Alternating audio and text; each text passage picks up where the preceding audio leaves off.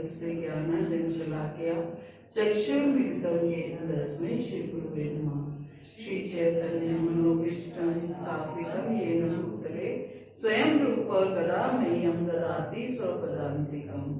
वन्देऽहं श्रीगुरो श्रीयुतपत्कमलं श्रीगुरुं वैष्णवांश्च श्रीरूपं साग्रजातं सहगण रघुनाथान्वितं तं सजीवं साद्वैतं साधुतं परिजन सहितं कृष्ण चैतन्य देवं श्री राधा कृष्ण पादान् सहगण ललिता श्री विशाखान्वितांश्च। हे कृष्ण करुणा सिंधु दीन बंधो जगतपते गोपेश गोपिका कांत राधा कांत नमस्कुते। तप्त कांचन गौरांगी श्री राधे वृंदावनेश्वरी कृष्णानुसुते देवी प्रणमामि हरिप्रिये। वाञ्छाकल्पतरुभ्यश्च कृपा सिन्धुभ्यैव च पतितानां पावनेभ्यो वैष्णवेभ्यो नमो नमः।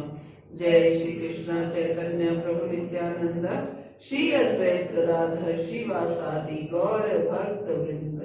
हरे कृष्णा कृष्णा कृष्णा हरे हरे, हरे राम राम राम हरे।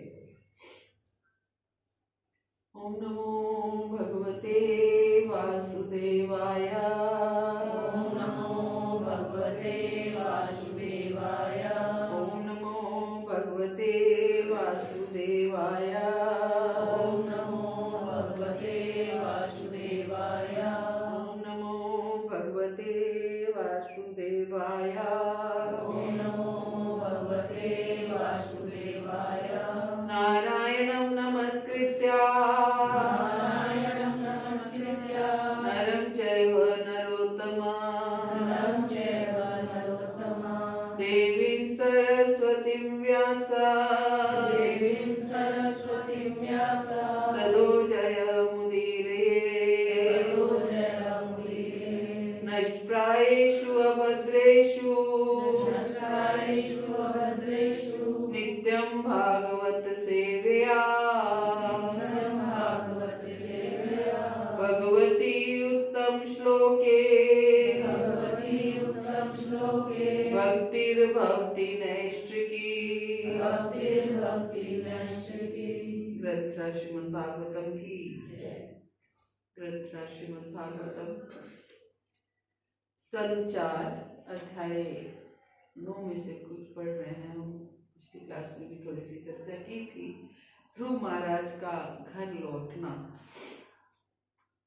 तो हम चर्चा कर रहे थे ध्रुव महाराज के ऊपर कि ध्रुव महाराज जो हैं वो कैसे उन्होंने अपनी माता सुनीति के कहने से घर को त्याग दिया और कैसे वो तपस्या करने के लिए निकल पड़े और कितनी कठोर उन्होंने तपस्या की कि केवल हर तीसरे दिन वो बेर या कैथे का फल खा करके रहते थे पहले महीने में। दूसरे महीने में वो हर छठे दिन जो है वो घास और पत्ते खा करके रहते थे और तीसरे महीने में वो हर 9वें दिन जो है केवल जल पी करके रहते थे और चौथे महीने में वो हर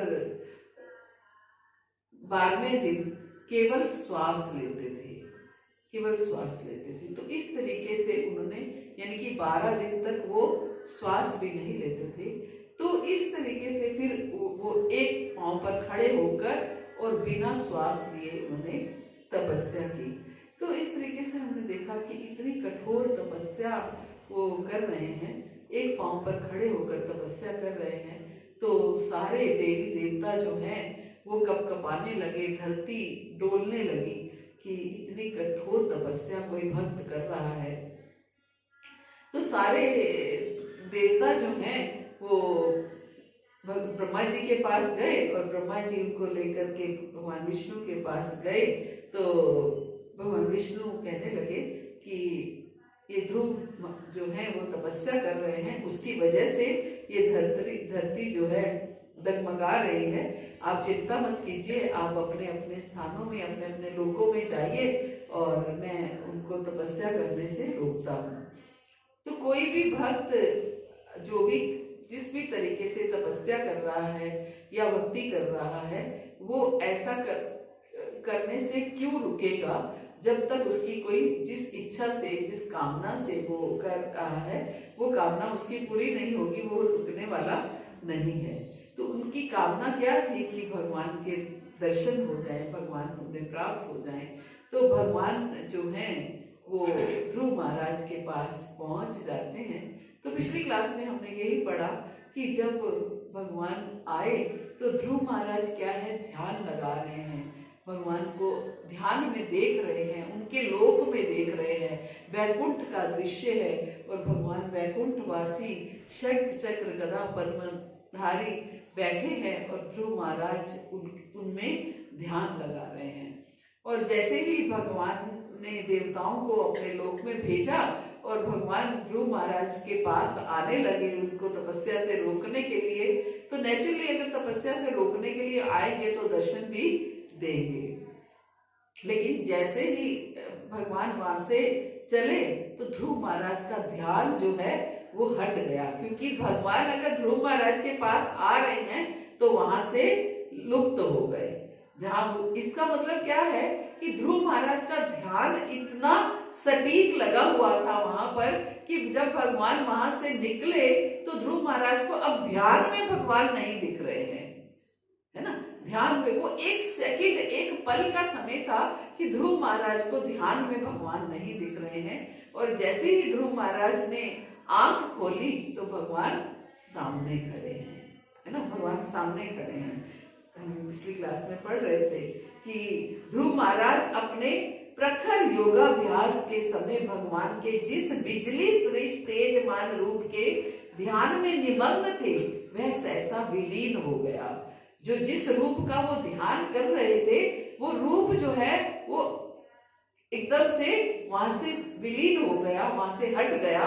फलतः ध्रुव अत्यंत विचलित हो उठे, क्योंकि इतने समय से 6 महीने लगभग हो गए वो ध्यान लगा रहे हैं और उनको वो स्वरूप दिख रहा है भगवान का, और अचानक से वो स्वरूप जो है वो विलीन हो गया। तो ध्रुव महाराज विचलित हो उठे और उनका ध्यान टूट गया कि तो ज्यों ही उन्होंने अपने नेत्र खोले, ध्यान तो टूट गया लेकिन ध्यान टूटा तो आंखें खुल गई। तो जैसे ही उन्होंने अपने नेत्र खोले वैसे ही उन्होंने अपने समक्ष पूर्ण पुरुषोत्तम भगवान को उसी रूप में साक्षात उपस्थित देखा जिस रूप का दर्शन वे अपने हृदय में कर रहे थे। तो उन्होंने भगवान के उसी स्वरूप को देखा कि जिस स्वरूप का दर्शन वो अपने हृदय में कर रहे थे। जब वो आंख बंद करके तपस्या कर रहे हैं तो जिस स्वरूप का वो दर्शन कर रहे हैं, जब आंख खोल के देखते हैं तो भगवान का वही स्वरूप सामने है। तो हम इसके ऊपर चर्चा की हमने पिछली क्लास में कि कैसे भगवान का स्वरूप जो है, अगर हमारे सामने भगवान आ जाए तो हम उनको कैसे पहचानेंगे। तो जिस स्वरूप, जो भी भगवान का स्वरूप हमें अच्छा लगता है, जब भी हम अपनी पूजा अर्चना बात करते हैं, भगवान के साथ संबंध स्थापित करते हैं, तो जो भी स्वरूप के साथ, जो भी भगवान का रूप हमारे सामने आता है वही स्वरूप ही हमारा, हमें अगर भगवान कभी कृपा हुई, भगवान कभी प्रकट हुए तो भगवान उसी स्वरूप में ही प्रकट होते हैं, क्योंकि आप उसी स्वरूप में ही भगवान पहचानोगे। लेकिन आप देखिएगा पूरा जीवन लग जाता है अपना स्वरूप निश्चित करने में, है ना। पूरा आपको कभी राधा श्याम सुंदर दिखाई देंगे तो कभी राधा पार्थसारथी दिखाई देंगे, कभी अपने घर के विग्रह दिखाई देंगे। तो ऐसे आपका स्वरूप भी बदलता रहेगा, है ना। जब तक स्वरूप में स्थिरता नहीं आएगी तब तक जो है वो हम भगवान को के साथ प्रगाढ़ता हमारी नहीं बढ़ पाएगी। तो स्वरूप के साथ जो स्थिरता जो है वो भी धीरे धीरे हम जैसे जैसे भक्ति में आगे बढ़ते हैं, जैसे जैसे हमारी शुद्धता बढ़ती है वैसे वैसे वो स्थिरता भी बढ़ती है। आगे जो है मैत्री मुनि बता रहे हैं विदुर जी को कि जब ध्रुव महाराज ने अपने भगवान को अपने सन्मुख देखा, अब वो भगवान जिनका वो 6 महीने से ध्यान कर रहे थे, अब वो भगवान सामने खड़े हैं। प्रेमांजना चरित भक्ति विलोचनेन संता सदैव हृदयेषु विलोकयन्ति यम श्याम सुंदरम अचिंत्य गुण स्वरूपम गोविंदमादि पुरुषम तमं भजामि। प्रेमांजन छवित, आंखों में प्रेम का अंजन जब लग जाता है तो ही भगवान का स्वरूप दिखता है। अदरवाइज अगर हम प्रेम का अंजन नहीं लगाएंगे, प्रेम का सुरमा नहीं लगाएंगे, तो भगवान का स्वरूप जो है वो दिखता नहीं है, वो धुंधला होता रहता है। कभी कैसे कभी कैसे, कभी किस स्वरूप में दिखेंगे, कभी किस स्वरूप में दिखेंगे, वो चेंज होता रहता है। तो जब आंखें प्रेम के अंजन में, जब हम भगवान से पूर्ण रूप से प्रेम के साथ इन्वॉल्व हो जाते हैं तो भगवान का स्वरूप दिखता है। तो जब ध्रुव महाराज ने अपने भगवान को अपने सन्मुख देखा तो वे अत्यंत विहल हो उठे और उन्होंने उनका सादर अभिवादन किया। सोचिए 6 महीने का से जिस भगवान को केवल ध्यान में देख रहे थे, आज वो साक्षात सामने प्रकट होकर के आ गए हैं। तो सामने प्रकट होके आए तो वो बड़े विहल से हो गए, एकदम अपना संतुलन जैसे खो देता है इंसान, वैसे हुआ। और उन्होंने उनका सादर अभिवादन किया। वे उनके समक्ष दंड के समान गिर पड़े और भगवत प्रेम में निमग्न हो गए। एकदम दंड के समान, दंडवत जैसे करते हैं, पूरे भगवान के आगे दंड के समान गिर गए और भगवत प्रेम में मग्न हो गए। आनंद में ध्रुव महाराज भगवान को इस प्रकार देख रहे थे मानो उन्हें आंखों से पी रहे हों। तो भगवान सामने खड़े हैं और ध्रुव महाराज को क्या देख रहे हैं, भगवान को अपनी आंखों पर भी विश्वास नहीं हो रहा होगा कि 6 महीने से जिनको ध्यान में देख रहे हैं आज सामने देख रहे हैं। तो ध्रुव महाराज क्या क्या कह रहे हैं, मैत्रेय मुनि क्या कह रहे हैं कि वो कैसे देख रहे थे कि जैसे वो आंखों से उन्हें पी रहे हो, उनके स्वरूप का रस पी रहे हैं, आंखों के माध्यम से, आंखों से पी रहे हो, उनके चरण कमलों को अपने मुख से चूम रहे हो। आनंद में है ध्रुव महाराज, है ना, आनंद में है। क्यों आनंद में है कि भगवान सामने खड़े हैं, साक्षात भगवान सामने खड़े हैं। कभी सोचा भी नहीं होगा उन्होंने कि एक माँ के एक छोटे से ताने, हो सकता है ध्रुव महाराज कोई ऐसा बेसिकली कोई बहुत भक्ति में ना हो, लेकिन माँ के छोटे से ताने से उस एक माँ जो है उनकी गुरु बन गई और उस ताने से वो निकल पड़े। तो इसलिए ताने सुनना बहुत आवश्यक है, सच में कह रही हूँ। हमें आदत, सच में हमें कोई ताना अगर लग जाता है वो ताना भी हमारा कल्याण कर सकता है ना। बिलमंगल ठाकुर, उनको क्या बोला, उनकी चिंतामणि ने क्या बोला कि जितना तुम मेरे पीछे भागे चले आए हो, अपने पिता का श्राद्ध करके, शव के ऊपर पांव रख के, सांप को पकड़ करके मुझे मिलने के लिए आए हो, इतना जो तुम भगवान के लिए जाते तो तुम्हारा कल्याण हो जाता, है ना। तो वही ताना, वही एक वो उनको लग गया तो निकल पड़े संन्यास लेकर के, है ना। तो ऐसे ही कोई, हम कभी कभी बड़े परेशान हो जाते हैं कि इतने कोई ताने मारता है तो हम कहते हैं कि नहीं, ये इसके साथ हमारा संबंध अच्छा नहीं है। जिसके साथ संबंध अच्छा होगा वो ताने नहीं मारेगा, जिसके साथ संबंध अच्छा नहीं होगा वही ताने मारेगा। इसलिए हम कहा जाते हैं निंदक नियरे राखियो, है ना। तो इसीलिए हमें अपने ऐसे लोगों को भी साथ रखना चाहिए जो हमें पसंद नहीं करते, है ना, जो हमें पसंद नहीं करते।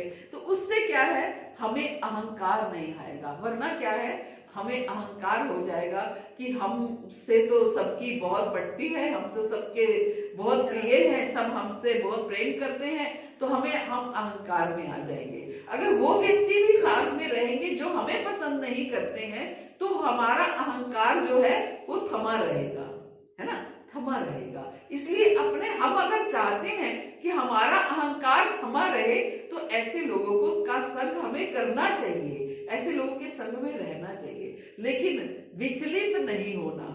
ये नहीं कि हम संग करें और हमारा भजन खराब हो रहा है, वो नहीं। हमारी भावना ही यही होनी चाहिए कि हम इस वजह से इनका संग कर रहे हैं ताकि हमारा अहंकार जो है वो थमा रहे, है ना। तो ध्रुव महाराज जो है, अब वो दर्शन कर रहे हैं और आनंद में हैं ध्रुव महाराज, और भगवान को इस तरह देख रहे हैं मानो उन्हें आंखों से पी रहे हों, उनके चरण कमलों को अपने मुख से चूम रहे हों और उन्हें अपनी भुजाओं में भर रहे हों, है ना। उन्हें अपनी मानसिक तौर से भगवान सामने आएंगे, उन्हें अपनी भुजाओं में नहीं भरेंगे, लेकिन भाव ऐसे है कि मैं इन्हें भुजाओं में भर लूं, चरण कमलों को जो है चूम लूं और उनके जो है रूप को अपनी आंखों से पी लूं। तो प्रभुपाद कहते हैं स्वाभाविक है जब ध्रुव महाराज ने भगवान को अपने सामने देखा तो वे विस्मय और सम्मान के कारण विहल हो उठे, हैरान हो रहे हैं कि सच में ऐसा हो सकता है, विस्मय में है कि सच में ऐसा हो सकता है कि जिनका मैं ध्यान कर रहा था वो मेरे सामने प्रकट हो जाए, ये कैसे हो रहा है। और विस्मय में भी है और सम्मान भी है, भगवान के लिए सम्मान भी है।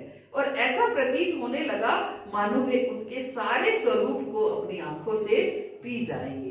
भगवान के प्रति भक्त का प्रेम इतना उत्कट होता है कि वे उनके चरण कमलों को निरंतर चूमते रहना चाहते हैं। एक भक्त क्या करना चाहता है, भगवान के चरण कमलों को हमेशा चूमते रहना चाहता है। इसलिए मुझे भगवान का ये वाला जो हमारे यहाँ पर ये पिक्चर है भगवान की, मुझे बहुत पसंद है। तो है इसमें एकदम चरण दर्शन होते हैं, तो बहुत सुंदर है ये। तो भक्त जो है हमेशा भगवान के चरण कमलों को निरंतर चूमते रहना चाहता है, वह उनके नखाग्रों का स्पर्श करते रहना चाहता है और उनके चरण कमलों को लगातार भुजाओं में भरे रहना चाहता है। भक्त की यही इच्छा होती है।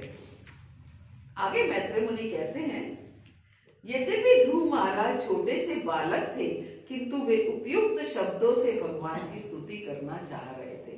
5 साल के बालक हैं और 6 महीने हो गए तपस्या करते हुए। हालांकि छोटे से बालक है लेकिन फिर भी भगवान की वो स्तुति करना चाह रहे हैं, किंतु अनुभवहीन होने के कारण वे तुरंत अपने आप को संभाल नहीं सके। क्योंकि छोटे बच्चे हैं, अनुभवहीन हैं, अब एकदम से अपने आप को संभाल नहीं सके, एकदम से शब्द नहीं आए। एकदम भगवान सामने आएंगे तो कैसे शब्द मुख से निकलेगा कि मैं उनकी कैसे स्तुति करूं। तो मन में है कि स्तुति करना चाह रहे हैं, लेकिन एकदम से स्तुति करना चाह रहे थे लेकिन अपने आप को संभाल नहीं सके। प्रत्येक हृदय में वास करने वाले भगवान ध्रुव महाराज की विषम स्थिति को समझ गए, है ना। भगवान समझ गए। भगवान ऐसा नहीं है कि अगर हम बहुत बड़े बड़े शब्दों में स्तुति करेंगे तो ही भगवान समझ पाएंगे।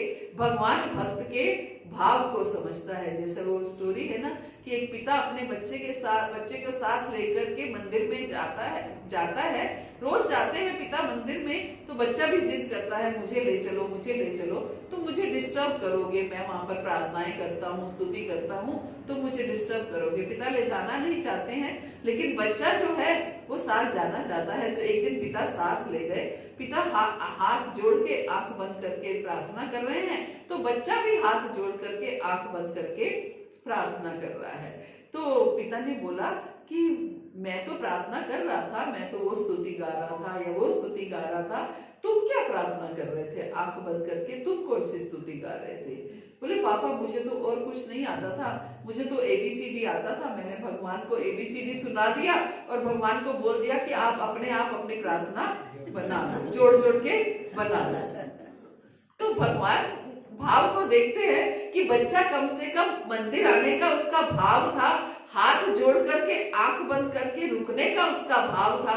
तो वो भगवान ने बाकी प्रार्थना भगवान ने अपने आप असेंबल कर ली, अल्फाबेट्स को असेंबल करके भगवान ने प्रार्थना असेंबल कर ली। तो ऐसे भगवान है, वरना इतनी लैंग्वेजेस हैं पूरे वर्ल्ड में और हर कोई अपनी भाषा में प्रार्थना करता है और भगवान हर भाषा को समझते हैं।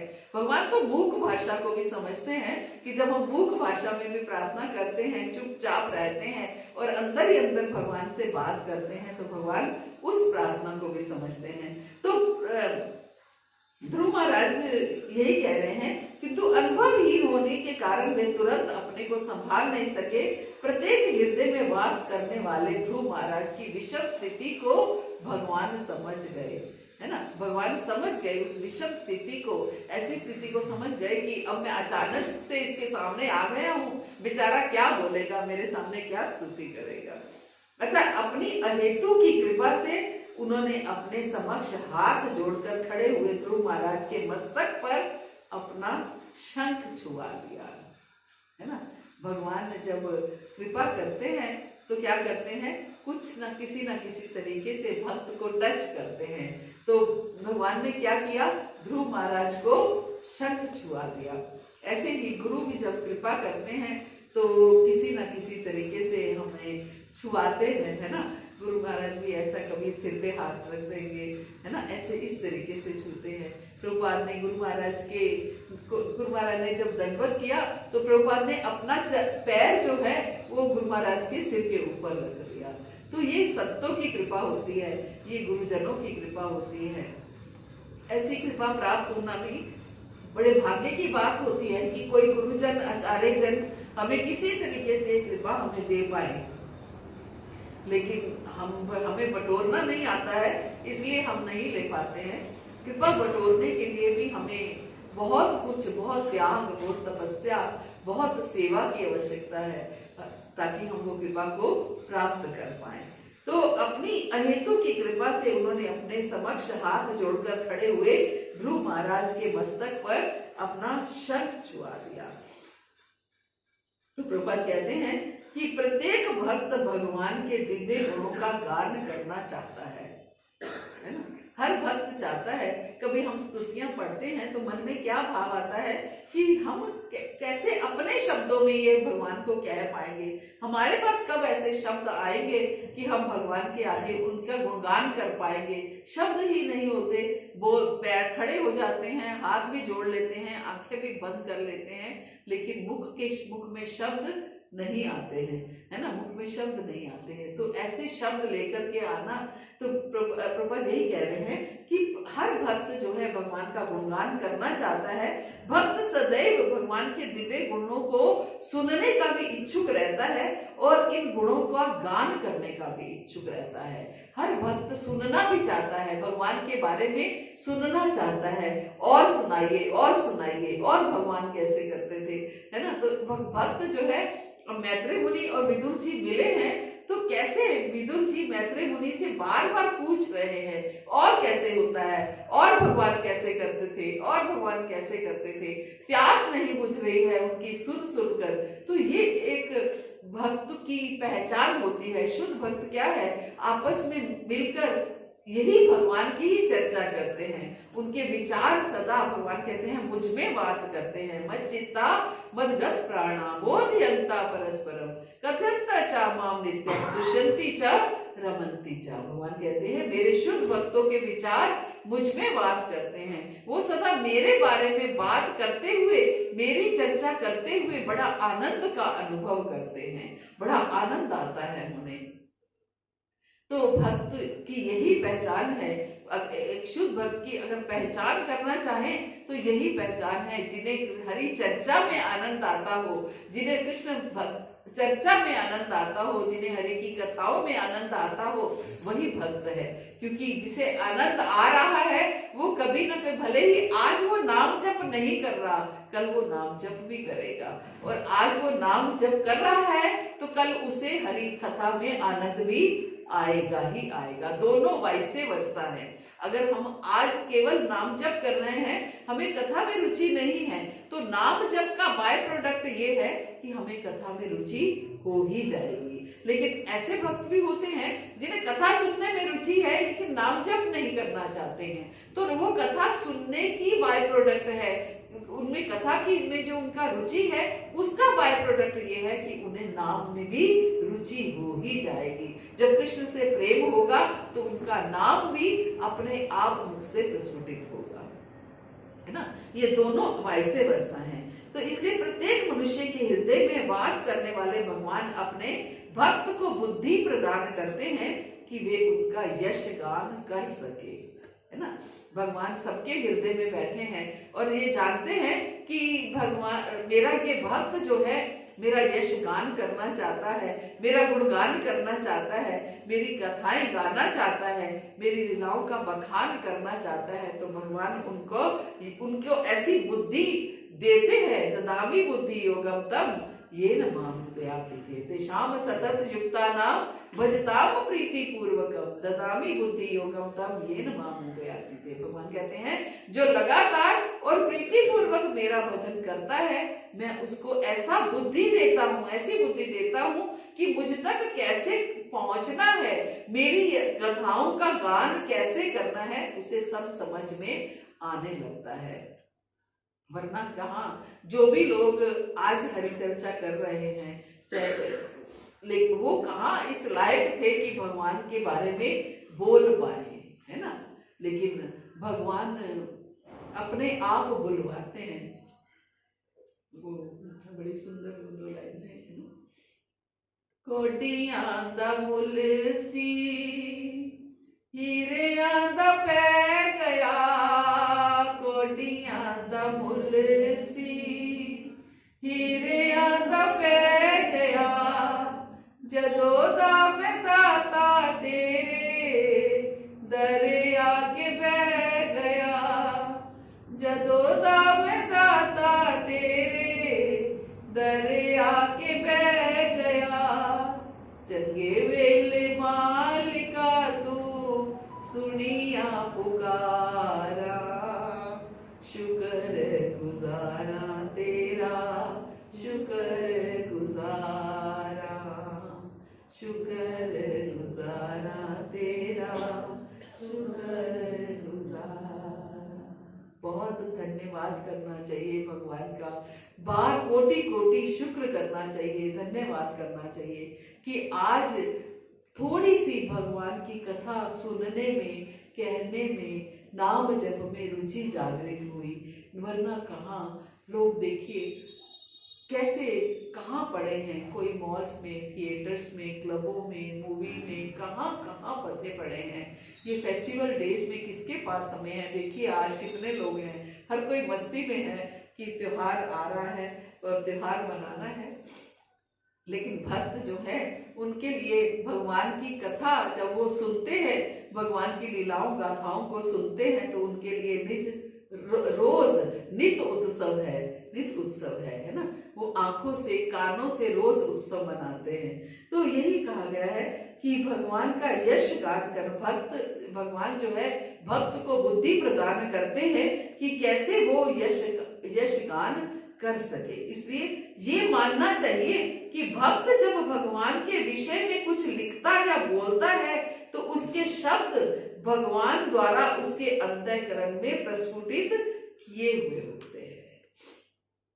कि भक्त जब भगवान के बारे में कुछ बोलता है या लिखता है तो उसके शब्द जो है वो भगवान द्वारा ही प्रस्फुटित किए होते हैं। प्रभुपाद क्या कहते थे कि ये जो मेरी पुस्तकें हैं ये मैंने नहीं लिखी हैं, ये मुझे कृष्ण ने डिक्टेट करी हैं, उन्होंने डिक्टेट की हैं और मैंने लिखी है। मेरा कुछ नहीं है, मैंने इसमें कुछ नहीं लिखा है, जो कुछ कृष्ण बोलते गए लिखवाते गए वो मैं लिखता गया, है ना। तो यही बात प्रभुपाद कह रहे हैं कि भक्त जो है जो कुछ भी भगवान का यशोगान करता है या फिर भगवान के बारे में जो कुछ भी लिखता है वो भगवान उसके हृदय में प्रस्फुटित करते हैं तो वो बोल पाता है। कभी कभी जो लोग भी क्लास करते हैं, मुझे तो कभी कभी ऐसा लगता है कि कई बार मैं अपनी ही क्लास अगर बाद में सुनती हूँ या ये लोग जो कोर्स निकालते हैं तो कोर्स को जब मैं पढ़ती हूँ तो मुझे ऐसा लगता है, उस समय ऐसा लगता है कि क्या मैंने ये बोला था, ये किसने बुलवाया, मैंने तो ना कहीं से पढ़ा ना सुना, ये कैसे मुख से निकला। तो भगवान अपने आप अपना यशोगान करवाते हैं, उसके लिए शब्द भी देते हैं। जो लोग कई बार हम भक्तों को कहते हैं कि आप क्लास करो तो नहीं माता जी मैं नहीं कर सकती हूँ, तो ये हमें सोचना ही नहीं चाहिए कि वो काम मैंने करना है, वो उन्होंने करवाना है, वो अपने आप करवाएंगे। हमें केवल शरणागत होना है, हमें केवल सरेंडर होना है कि प्रभु आपने मुझे ये सेवा दी है, आप ये सेवा करने को कह रहे हो, आपके माध्यम से मुझे ये सेवा मिली है, तो मुझे ये कार्य करना है। तो भगवत गीता में भी इसके बारे में कहा गया, जो लोग भगवान की दिव्य सेवा में निरंतर लगे रहते हैं, उन्हें भगवान अंतःकरण से आदेश देते हैं कि उनकी सेवा के लिए आगे क्या किया जाए। ध्रुव महाराज को अनुभव ना होने के कारण, जब जब भगवान का वर्णन ना कर सकने के कारण संकोच हुआ, तो भगवान ने अपनी अहेतु की कृपावश उनके मस्तक पर अपना शंख छुआ दिया। क्योंकि ध्रुव महाराज स्तुति कर नहीं पा रहे थे, शब्द आ नहीं रहे थे, तो भगवान ने क्या किया, अपना शंख छुआया। जब शंख छुआया तो मुख से स्तुति निकलने लगी। तो आगे हम स्तुति पढ़ेंगे, एक श्लोक थोड़ा सा और कर लेते हैं। उस समय ध्रुव महाराज को वैदिक निष्कर्ष का पूर्ण ज्ञान हो गया और वे परम सत्य तथा सभी जीवात्माओं से उनके संबंध को जान गए। जब भगवान ने शंख छुआया तो क्या हुआ, ध्रुव महाराज को वैदिक निष्कर्ष का पूर्ण ज्ञान हो गया। जैसे ही भगवान ने शंख छुआया, वैसे ही उनको सारे वेदों का जो निष्कर्ष था उसका ज्ञान हो गया, और वो परम सत्य तथा सभी जीवात्माओं से उनके संबंध को जान पाए। वो जान पाए कि मेरा परम सत्य के साथ क्या संबंध है और सभी जीवात्माओं के साथ मेरा क्या संबंध है। भगवान के सेवा भाव के अनुसार विश्व विख्यात ध्रुव ने, जिन्हें शीघ्र ही ऐसे लोक की प्राप्ति होने वाली थी जो कभी भी यहाँ तक कि प्रलय काल में भी नष्ट ना होने वाला है, सहज भाव से स्वदेशी व निर्णयात्मक स्तुति की। अब ध्रुव महाराज, वो ध्रुव महाराज जिन्हें ऐसे लोक की प्राप्ति होने वाली थी, भगवान ने उनको ध्रुव लोक प्रदान किया। वो ध्रुव लोक ऐसा लोक है कि प्रलय के समय भी उसका विनाश नहीं होता है। तो भगवान ने उनको वो लोक प्रदान किया। कब? जब ध्रुव महाराज ने स्तुति की, और स्तुति के लिए शब्द भी किसने दिए हैं? स्वयं भगवान ने दिए हैं। जब शंख छुआया तो उनको वैदिक निष्कर्ष का ज्ञान हो गया। तो प्रभुपाद बहुत सुंदर इसके तात्पर्य में बता रहे हैं कि ध्रुव महाराज जो थे वो कभी किसी स्कूल या अध्यापक के पास वैदिक ज्ञान सीखने नहीं गए। किसी स्कूल, हम सोचते हैं ध्रुव महाराज ना तो कभी किसी स्कूल में गए, ना किसी टीचर के पास वैदिक ज्ञान सीखने के लिए गए, किंतु अपनी भगवत भक्ति के कारण ज्यों ही भगवान प्रकट हुए, उन्होंने उनके मस्तक को शंख से छुआ, उन्हें सारा वैदिक ज्ञान अपने आप प्राप्त हो गया, है ना। अपनी भक्ति के कारण, भगवान की भक्ति के कारण जैसे ही भगवान प्रकट हुए और उन्होंने उनके शंख जो है उनके मस्तक पर छुआया, तो उनके वैदिक ज्ञान सारा अपने आप उनको प्राप्त हो गया। वैदिक साहित्य को समझने की यही विधि है, प्रभुपाद कहते हैं। अगर हम चाहते हैं कि शास्त्रों की विधि हमें पता चले, एक स्टोरी आती है कि साउथ इंडिया की शायद वो स्टोरी है कि एक भक्त था, वो अपने गुरु के साथ हमेशा रहता था और हमेशा उनकी सेवा में लगा रहता था। उनके बर्तन धोना, उनके वस्त्र धोना, उनकी साफ सफाई करना और ये सब कार्यों में लगा रहता था। तो एक बार कथा करने का, मुझे बहुत अच्छी तरह याद नहीं है, कथा करने का समय था, तो उन महाराज को बोला गया कि कथा स्टार्ट करने के लिए। तो उन्होंने बोला मेरा ये जो सेवादार है वो कथा करेगा। तो वो कपड़े धो रहा था, घाट पर के कपड़े धोने गया हुआ था कि महाराज वो कथा कैसे करेगा, वो तो कपड़े धो रहा है। तो नहीं, वो कथा करेगा। तो जाकर के उसको संदेश पहुंचाया गया कि तुम्हें महाराज बुला रहे हैं, कथा करनी है। तो उसने एक बार भी शायद ये नहीं कहा कि मैं कथा नहीं कर सकता। ऐसे बोलते कि मुझे तो आपके नाम के अलावा, आपकी हाँ, सेवा के अलावा कुछ पता ही नहीं है, आपकी सेवा के अलावा कुछ पता नहीं है। फिर आगे फिर गुरु बोलते कोई बात नहीं, मेरा आशीर्वाद है, तुम हाँ करोगे, है ना। तो वो ऐसा ज्ञान देते जो उन लोगों को पता ही नहीं होता, जो पढ़े लिखे होते। ऐसा ज्ञान, क्योंकि भक्त के भगवान गुरु के साथ रहते हैं। गुरु की सेवा कर करके उन्हें इतना ज्ञान हो जाता है कि भले ही पहले वो कहते हैं कि मुझे भगवान के नाम के अलावा, आपकी सेवा के अलावा कुछ पता नहीं है, लेकिन जब वो कथा करने बैठते हैं तो सब हक्के बक्के रह जाते हैं कि ये कथाएं तो हमने, इतना ज्ञान तो हमने कभी सुना ही नहीं है। क्योंकि गुरु को भी पता था कि मेरा ये सेवक कर लेगा, इसको गुरु ही शक्ति दे रहे हैं, गुरु ही बुद्धि दे रहे हैं उसको करने के लिए। इसलिए जब कभी भी हमें ऐसी कोई सेवा मिलती है तो हमें कभी भी इससे इनकार नहीं करना है कि हम करें, हमने नहीं करना है, गुरु अपने आप करवाते हैं। बस जब कथा करने बैठो गुरु महाराज से प्रार्थना करो कि गुरु महाराज आपने यहाँ बिठा दिया है, अब आप संग में बैठ जाना और बोलते चले जाना, बस शरीर मेरा है, वाणी आपकी है ना, वाणी आपकी है। तो प्रभु यही कह रहे हैं कि उन्होंने अपने मस्तक को शंख से छुआ और उन्हें सारा वैदिक ज्ञान अपने आप प्राप्त हो गया। वैदिक साहित्य को समझने की यही विधि है। मात्र विद्यालयीन शिक्षा लेने से इसे कोई नहीं समझ सकता कि केवल कोई बड़ा हाईली एजुकेटेड हो गया है, स्कूल कॉलेज में उसने बहुत पढ़ाई कर ली है, तो ऐसा नहीं कि बहुत हाईली एजुकेटेड होने से वो इसको समझ पाएगा। वेद यह संकेत करते हैं कि जिसकी परमेश्वर और गुरु के प्रति अविचल श्रद्धा है उसी को वैदिक ज्ञान प्राप्त हो सकता है। जिसकी भगवान के प्रति और गुरु के प्रति अविचल श्रद्धा है उसी को ही वैदिक ज्ञान प्राप्त हो सकता है ना। जब व्यास गद्दी पे बैठो तो गुरु ने बिठाया है, गुरु महाराज की कृपा अपने आप हो जाएगी। लेकिन हमारी इतनी श्रद्धा होनी चाहिए, हमें पूर्ण विश्वास होना चाहिए कि अपने आप ये कार्य हो जाएगा, अपने आप सारा वैदिक ज्ञान भी प्राप्त हो जाएगा, अपने आप सब कुछ हो जाएगा, है ना। हमें कुछ भी करने की आवश्यकता नहीं है, धीरे धीरे सब कुछ गुरु महाराज अपने आप कराते हैं।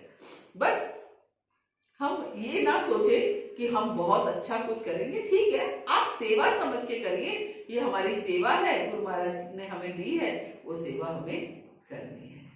तो ये मैत्रेय मुनि बता रहे हैं ध्रुव महाराज के बारे में। अगली क्लास से हम इनकी स्तुति शुरू करेंगे ध्रुव महाराज की। तो कार्तिक में कम से कम हम ध्रुव महाराज की एक स्तुति पढ़ पाएंगे। हरे कृष्णा। श्री गुरुपाद की जय, गुरु महाराज की जय, आप सब भक्तों की जय। तो किसी का कोई प्रश्न हो या एडिशन में तो कर सकते हैं।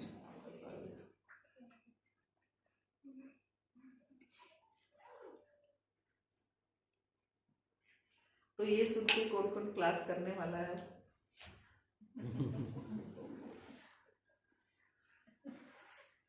चलिए,